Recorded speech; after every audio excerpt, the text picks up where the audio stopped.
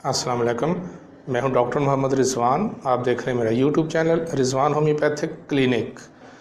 बेऔलाद जोड़ों के लिए जल्दी हमल ठहराने का बेहतरीन तरीका इस वीडियो के अंदर बयान किया जाएगा। इंशाअल्लाह ये वीडियो बहुत से लोगों के लिए मुफीद साबित होगी। सबसे पहला सवाल जो जहन में आता है वो है कि हमल ठहरने के बेहतरीन दिन कौन से समझे जाते हैं। जहाँ तक आपकी इस सवाल का तल्लक है तो प्रेगनेंसी या हमल या उम्मीद होने के कौन से दिन मुनासिब समझे जाते हैं कि जिनके दौरान मियाँ बीवी को मुबाशरत करनी चाहिए। तो चलते हैं अपनी वीडियो की तरफ। एक मर्द की मनी और ख़ातून के अंडे के मिलाप से अल्लाह ताला से हम नई ज़िंदगी की उम्मीद लगाते हैं।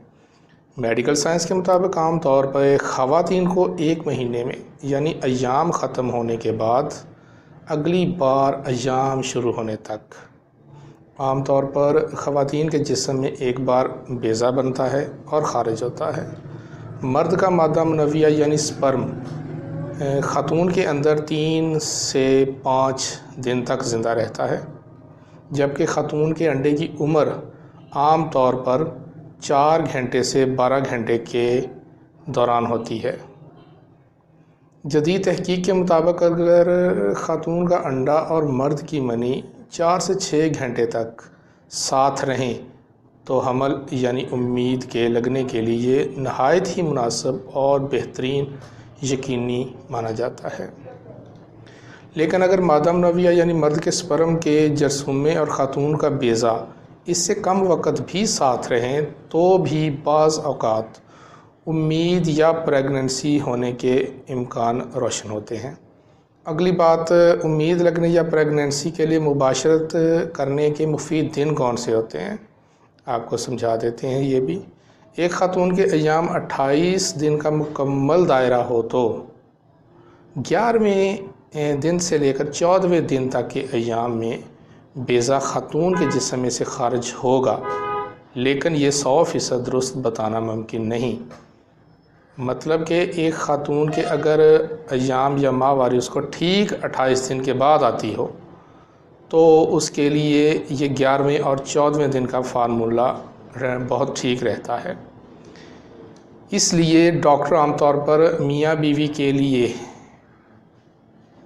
ख़ातून के अय्याम ख़त्म होने के बाद 7वें दिन से लेकर 20वें दिन तक इस अरसे में मुबाशरत करने को उम्मीद लगने यानी प्रेगनेंसी होने को मुफीद समझते हैं और इन दिनों मुबाशरत तजवीज़ भी करते हैं, क्योंकि हर औरत के अय्याम 28 दिन में नहीं होते।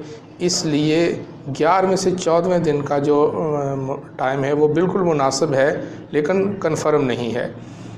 तो इसलिए 7 दिन जब गुज़र जाते हैं माहवारी ख़त्म हुए को, तो उससे लेकर तकरीबन 20 दिन के अंदर अंदर वो 7 से 20 दिन का जो तकरीबन 13-14 दिन का टाइम बनता है वो बहुत मुनासिब टाइम होता है। लेकिन अगर हम चाहें कि ख़वातीन के बेज़े के अखराज के दिन जानें और उसकी कुछ अलामतें हैं या नहीं हैं तो वो भी हैं, और मैं आपको बता देता हूँ। अय्याम गुज़र जाने के बाद वजाइना खुश्क हो जाती है और उसमें सर्वाइकल फ्लूइड बिल्कुल नहीं होता। फिर कुछ दिनों बाद वजाइना में एक तरह का रबड़ी सा फ्लूइड यानी गम की तरह का चिपकने वाला मादा या सयाल मादा सा ज़ाहिर होता है। फिर ये सयाल मादा बहुत ज़्यादा नमदार और क्रीम की तरह सफ़ेद सा हो जाता है। इन दिनों में मुबाशरत प्रेगनेंसी के लिए मुफीद होती है। फिर इसके बाद वजाइना में ये सर्वाइकल फ्लूइड मुर्गी के कच्चे अंडे की सफ़ेदी की तरह साफ़ और फिसलने वाली सी हो जाती है। ये दिन प्रेगनेंसी के लिए इंतहाई मुफीद और पुरुम्मीद होते हैं। इंतहाई मुफीद बेज़े की मुद्दत पूरी हो जाने के बाद वजाइना एक बार फिर से खुश्क हो जाती है, यानी उसमें सर्वाइकल फ्लूइड या सयाल मादा नहीं रहता। ये फ्लूइड या सयाल मादा चेक करने के लिए ख़वातीन अपने अंगूठे और शहादत वाली उंगली यानी ये अंगूठा और ये शहादत वाली उंगली को वजाइना के निचले हिस्से में अंदर करके बाहर निकाल कर फ्लूइड चेक कर सकती हैं। ये घर पे चेक करने का नहायत आसान तरीका है। اور اس کی رنگت اور ماہیت سے اندازہ لگایا جا سکتا ہے کہ بیضے کا اخراج نزدیک ہے یا نہیں۔ لیکن اگر میڈیکل سائنس کے مطابق دیکھیں تو باڈی ٹمپریچر سے بیضے کے اخراج کے دن جاننے کا بھی ایک طریقہ ہوتا ہے۔ جس دن خواتین کا بیضہ جو ہی خارج ہوتا ہے ان کے جسم کا درجہ حرارت بڑھ جاتا ہے اور امید لگنے یا پریگننسی ہونے کا وقت گزرنے کے بعد جسم کا درجہ حرارت پھر سے نارمل ہو جاتا ہے۔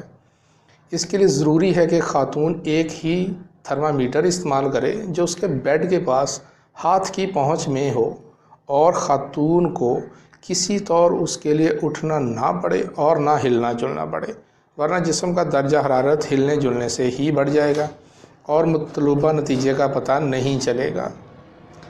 اور لازمی ہے کہ ایک قلم اور کاغذ پہ روزانہ کا درجہ حرارت لکھا جائے۔ تھرمامیٹر ڈیجیٹل ہو یا پارے والا، مگر پورے مہینے میں ایک ہی تھرمامیٹر ہو، مختلف تھرمامیٹر سے درجہ حرارت کا درست پتہ نہ چلنے کا بھی امکان ہوتا ہے۔ درجہ حرارت ماپنے کا طریقہ بھی آپ کو بتاتے ہیں۔ صبح کے وقت روزانہ ایک ہی وقت پہ بستر سے اٹھے بغیر سب سے پہلے تھرمامیٹر سے خاتون اپنا درجہ حرارت چیک کرے اور اسے روز کی بنیاد پر لکھتی رہے۔ یوں ایام کے بعد سے ایام کے آنے تک لکھتی جائے، اور اس چارٹ میں جس دن جسم کا درجہ حرارت تقریباً 0.2 درجے یا اس سے زیادہ بڑا ہوا ہو تو اس دن مباشرت کرنے پر پریگننسی کا امکان زیادہ ہوتا ہے۔ یوں لگاتار 3 ماہ کرنے سے ایک خاتون کو پریگننسی کے لیے اپنے بیضے کے خارج ہونے کا صحیح اندازہ ہو جاتا ہے۔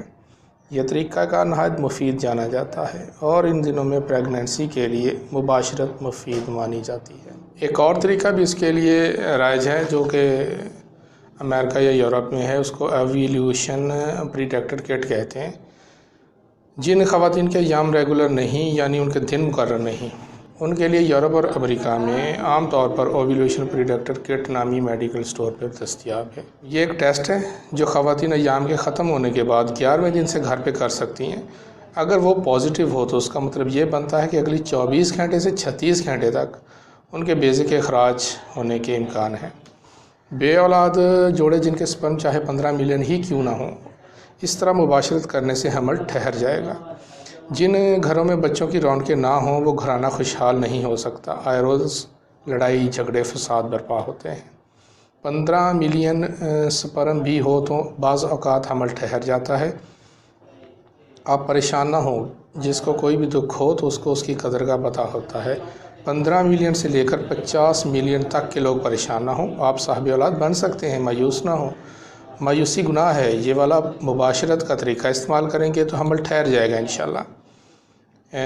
میرے چینل کو سبسکرائب کرنے کے بعد ویڈیو کو لائک کریں اور شیئر اس سوچ کے ساتھ کر دیں کہ شاید کسی اور انسان کا بھلا ہو جائے۔ بہت شکریہ۔